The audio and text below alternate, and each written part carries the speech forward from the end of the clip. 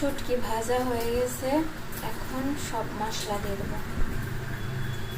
পেঁয়াজ দিয়ে দিচ্ছি, পেঁয়াজ, মরিচ, রসুন, আদা বাটা, রসুন বাটা দিয়ে দিচ্ছি,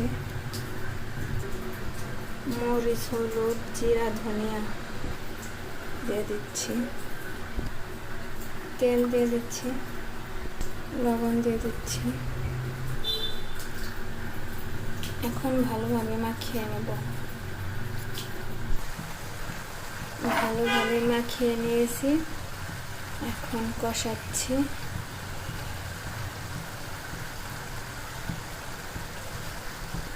এখন একটু পানি দিব সেদ্ধ হওয়ার জন্য, তারপর ঢাকনা দিয়ে ঢেকে দেব। এখন ঢাকনা দিয়ে ঢেকে দেব।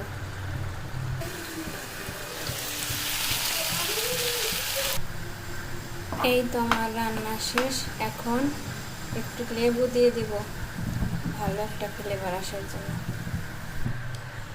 নামাবার আগে এক টুকরা লেবু দিয়ে দিচ্ছি। এই তো আমার রান্না শেষ, এখন পরিবেশন করব।